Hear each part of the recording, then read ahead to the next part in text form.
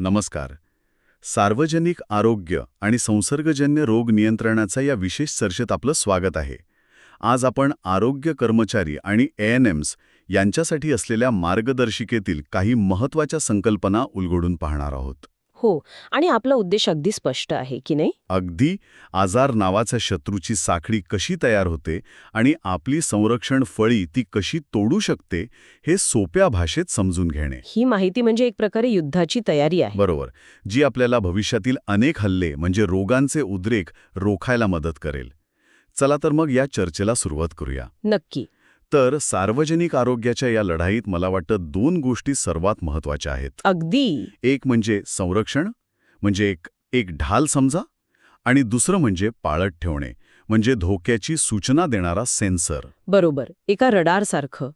ही ढाल म्हणजे काय? तर स्वच्छता, लसीकरण, मास्क घालणं यांसारख्या गोष्टी ज्या आपल्याला आजारांपासून वाचवतात. हो. आणि हा सेन्सर म्हणजे समाजात कुठे आजार पसरतोय, त्याची लक्षणं काय आहेत यावर सतत लक्ष ठेवणं. आणि जेव्हा ही संरक्षणाची ढाल आणि धोके ओळखणारा सेन्सर एकत्र मिळून काम करतात, तेव्हाच आपण एक निरोगी समाज घडवू शकतो. अगदी बरोबर.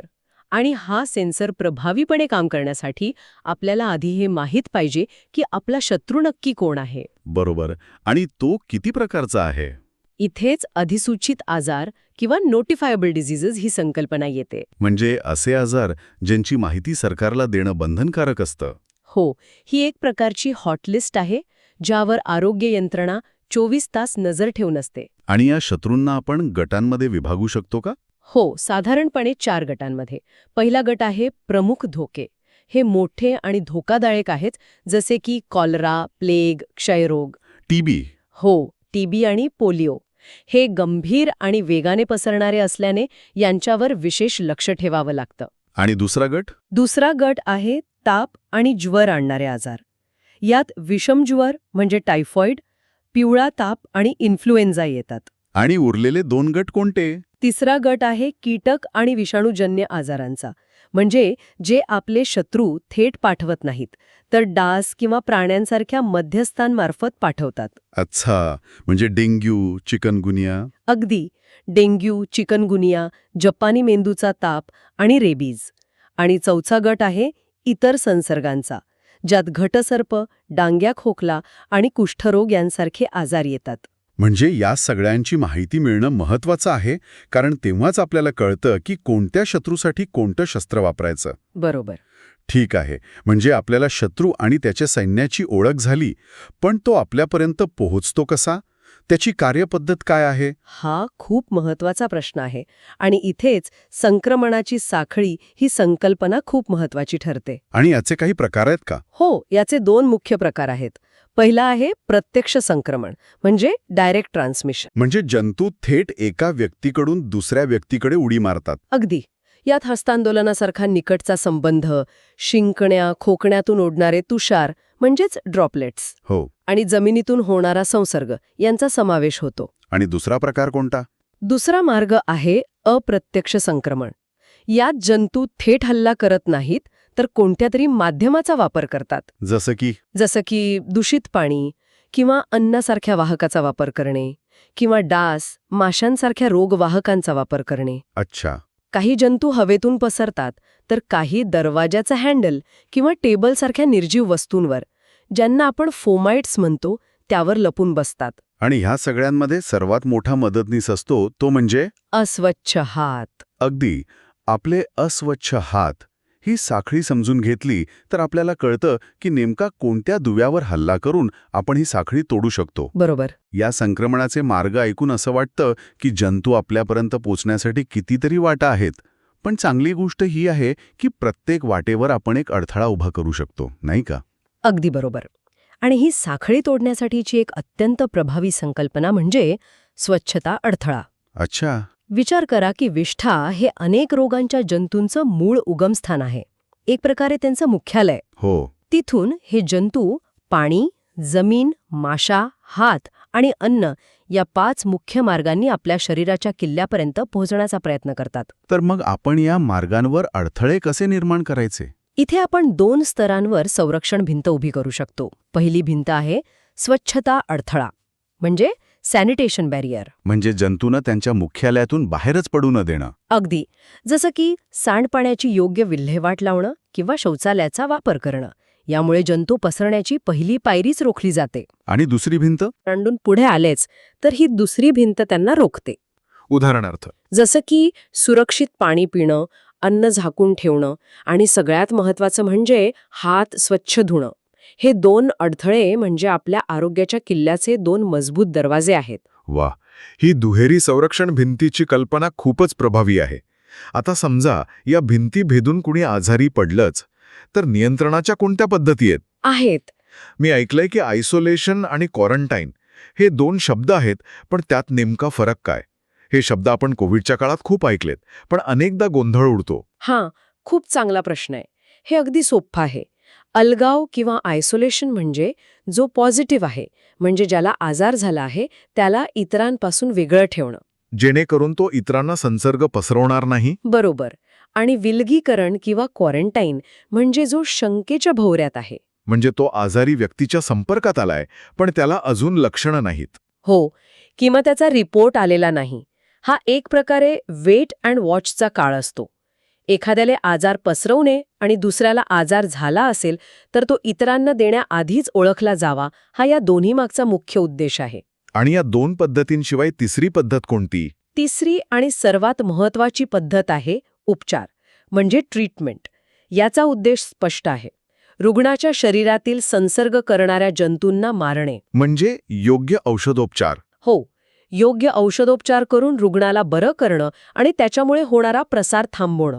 या तिन्ही पद्धती एकत्र काम करतात. या नियंत्रणाच्या पद्धतींसोबतच निर्जंतुकीकरणही महत्वाचं असेल, नाही का? नक्कीच. निर्जंतुकीकरण 2 महत्त्वाच्या टप्प्यांमध्ये होतं. पहिलं आहे समावर्ती निर्जंतुकीकरण. समावर्ती? हो, याला आपण सोबत चालणारं निर्जंतुकीकरण म्हणू शकतो. म्हणजे रुग्ण आजारी असताना त्याचे कपडे, थुंकी किंवा इतर स्राव्यांची रोजच्या रोज योग्य प्रकारे विल्हेवाट लावून निर्जंतुकीकरण करणं. अच्छा, म्हणजे कॉन्करंट डिसइन्फेक्शन. अगदी.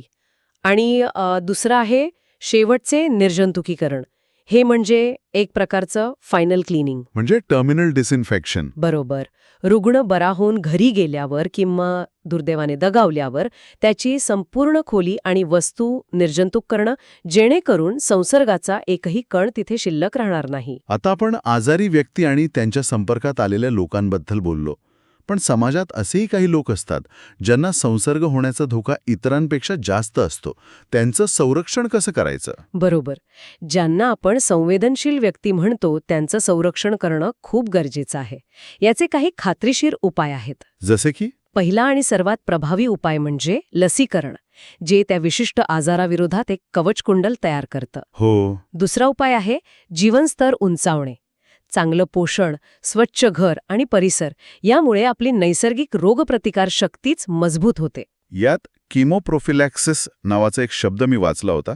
तो थोडा जड वाटतो. हो, आहे थोडा. याचं एखादं सोपं उदाहरण देता येईल का? नक्कीच. किमोप्रोफिलॅक्सिस म्हणजे आजार होण्यापूर्वीच औषधाने केलेला प्रतिबंध. अच्छा. समजा तुम्ही एखाद्या अशा भागात जात आहात जिथे मलेरियाचा धोका खूप जास्त आहे. तेव्हा डॉक्टर तुम्हाला प्रवासाला निघण्याआधीच मलेरिया होऊ नये म्हणून काही गोळ्या घ्यायला सांगतात. यालाच किमोप्रोफिलॅक्सिस म्हणतात. समजलं. याशिवाय ESI ॲक्ट किंवा PFA ॲक्टसारख्या कायद्यांची अंमलबजावणी करून कामाच्या ठिकाणी किंवा अन्नसुरक्षेच्या माध्यमातून लोकांचं आरोग्य जपणं हे सुद्धा संरक्षणाचेच उपाय आहेत. संरक्षण तर ठीक आहे, पण शत्रू कधी आणि कुठे हल्ला करणार आहे यासाठी आपल्याला एका गुप्तहेर यंत्रणेची किंवा एका इंटेलिजन्स नेटवर्कची गरज असते. सार्वजनिक आरोग्यात अशी कोणती यंत्रणा आहे? तुम्ही अगदी योग्य शब्द वापरला. पाळत ठेवणे म्हणजे सर्व्हेलन्स हे आपलं इंटेलिजन्स नेटवर्क आहे. आणि याची व्याख्या? याची व्याख्या खूप महत्वाची आहे. कार्यवाहीसाठी माहिती गोळा करणे म्हणजे इन्फॉर्मेशन फॉर ॲक्शन. इथे फक्त माहिती गोळा करणं अपेक्षित नाही, तर त्या माहितीच्या आधारे योग्य कृती करणं महत्वाचं आहे. आणि भारतात यासाठी IDSP काम करतो, बरोबर? Integrated disease surveillance programme. अगदी बरोबर. मग ही माहिती गोळा कशी केली जाते? तिचा प्रवाह कसा असतो? याचा एक पिरामिड आहे. याच्या तळाशी आहेत आपले आरोग्य कर्मचारी. ते लक्षण समूह म्हणजे सिंड्रोमिक पातळीवर माहिती गोळा करतात. म्हणजे एकाच गावात अनेकांना ताप किंवा जुलाब होत आहेत का हे पाहणं? हो, ही माहिती वर अनुमानित म्हणजे प्रिझम्प्टिव्ह पातळीवर वैद्यकीय अधिकाऱ्यांकडे जाते, जिथे ते लक्षणांवरून प्राथमिक निदान करतात. आणि पिरामिडच्या सर्वात वरच्या टोकाला आहे पुष्टीकरण म्हणजे कन्फर्म्ड, जिथे प्रयोगशाळेतील चाचण्यानंतर आजाराचं निश्चित निदान होतं. माहितीचा हा प्रवाह खालून वर जातो आणि त्यामुळे धोक्याची सूचना लवकर मिळून निर्णय घेणं सोपं होतं. पण या प्रक्रियेत सर्वात मोठा अडथळा कुठे येतो? म्हणजे गावापातळीवरून गोळा झालेली माहिती नेहमीच वेळेवर वरपर्यंत पोचते का? हा खूप महत्वाचा आणि व्यावहारिक प्रश्न आहे. अनेकदा दळणवळणाची साधनं, कर्मचाऱ्यांची कमतरता किंवा प्रशिक्षणाचा अभाव यामुळे माहिती वेळेवर पोचण्यात अडचणी येतात. म्हणूनच या साखळीतील प्रत्येक दुवा मजबूत असणं खूप आवश्यक आहे. अगदी. समजा या पाळत ठेवण्याच्या प्रक्रियेत एखादा उद्रेक झाल्याचं लक्षात आलं, तेव्हा काय होतं? एक प्रकारे गुप्तहेराचं काम सुरू होत असेल, नाही का? अगदी तसंच. उद्रेकाची तपासणी ही एका डिटेक्टिव्ह कथेसारखीच असते. यात ठरलेले टप्पे आहेत. पहिला टप्पा कोणता? पहिला टप्पा म्हणजे गुन्ह्याची खात्री करणे, म्हणजेच प्रयोगशाळेतील नमुन्यांवरून खरंच तोच आजार आहे का हे तपासणे. दुसरा टप्पा म्हणजे घटनेची तीव्रता तपासणे. म्हणजे नेहमीपेक्षा रुग्णांची संख्या खरंच जास्त आहे का हे मागील वर्षाच्या आकडेवारीशी तुलना करून पाहिलं जातं.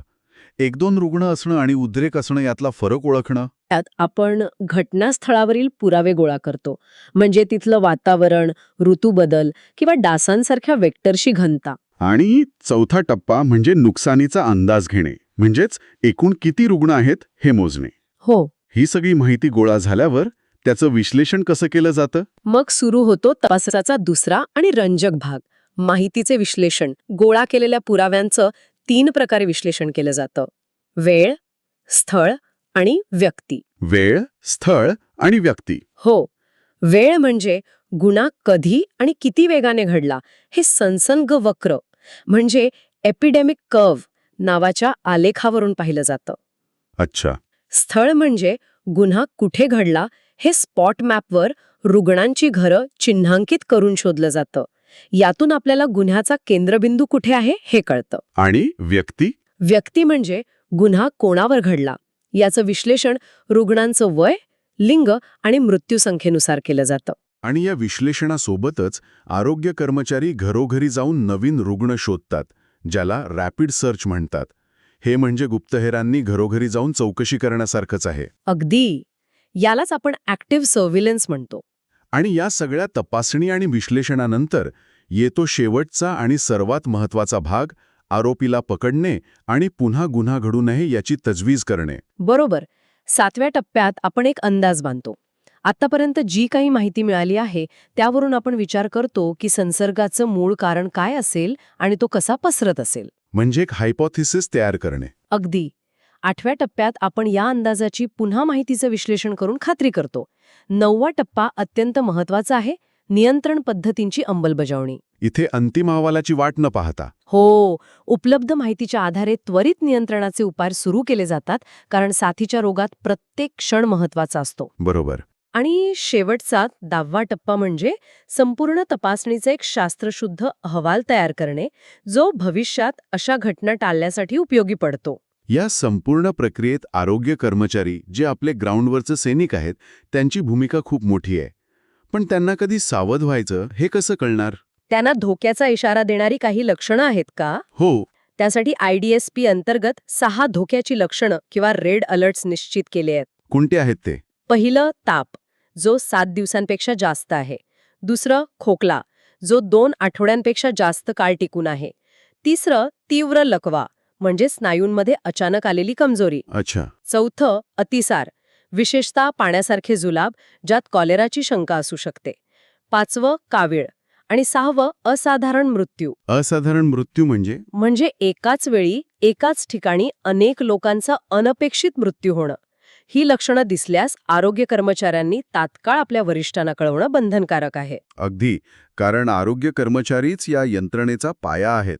त्यांच्या 4 मुख्य भूमिका आहेत असं मी वाचलंय. कोणत्या? ते आरोग्य यंत्रणेचे डोळे आणि कान आहेत. तेच धोक्याची लवकर चेतावणी देतात. बरोबर. तिसरी भूमिका आहे माहिती आणि अहवाल. नियमितपणे प्राथमिक आरोग्य केंद्राला पाठवणे. आणि चौथी, विश्वास आणि संवाद. माहिती मिळवण्यासाठी ते गावकरी आणि शिक्षकांसारख्या महत्त्वाच्या लोकांशी संवाद साधून विश्वासाचं नातं तयार करतात. त्यांच्याशिवाय ही लढाई अशक्य आहे. या सगळ्या भूमिका एकत्र कशा काम करतात हे एका चक्रात खूप सुंदरपणे मांडलंय. मध्यभागी आहे स्वास्थ्य कार्यकर्ता. हो, ते पाळत ठेवणे म्हणजे सेन्सर म्हणून काम करतात, म्हणजे लवकर निदान करतात. त्यानंतर ते अहवाल म्हणजे रिपोर्ट देतात. अगदी. त्या अहवालावर कृती आणि नियंत्रण म्हणजे शील्ड वापरलं जातं, म्हणजे संक्रमणाची साखळी तोडली जाते. आणि यातूनच एक सुरक्षित समाज म्हणजे प्रिव्हेन्शन निर्माण होतो. हो, आणि हे चक्र पुन्हा सुरू राहतं. हे एक न थांबणारं सतत चालणारं काम आहे जे समाजाला सुरक्षित ठेवतं. आणि मला वाटतं आपल्या आजच्या चर्चेचं सार एका वाक्यात सामावलेलं आहे. कोणता? रोग्यांच्या स्थितीची माहिती गोळा करणे याला पाळत ठेवणे म्हणतात. यामुळे आजारांच्या रोखथामीची कृती करणे किंवा त्याकरिता काम करणं शक्य होतं. अगदी बरोबर. माहिती गोळा करणे हे फक्त आकडेवारीसाठी नाही, तर त्यावर कृती करून लोकांचे प्राण वाचवण्यासाठी आहे. खरंय. आज आपण जे काही पाहिलं ते एका मोठ्या आणि महत्त्वाच्या प्रणालीचा भाग आहे. एका आरोग्य कर्मचाऱ्याने ओळखलेल्या सामान्य तापापासून ते राष्ट्रीय पातळीवर माहितीचे विश्लेषण करण्यापर्यंतची ही एक साखळी आहे. आणि ही प्रणाली एका साध्या तत्वावर चालते. हो, कोणताही धोका लवकर ओळखला तरच तो प्रभावीपणे टाळता येतो. पण खरं आव्हान कुठे? खरं आव्हान हे आहे की या साखळीतील प्रत्येक दुवा गावातील आरोग्य कर्मचाऱ्यापासून ते प्रयोगशाळेतील तंत्रज्ञानापर्यंत मजबूत राहील याची खात्री करणे. कारण एका कमकुवत दुव्यामुळे संपूर्ण समाजाचं आरोग्य धोक्यात येऊ शकतं.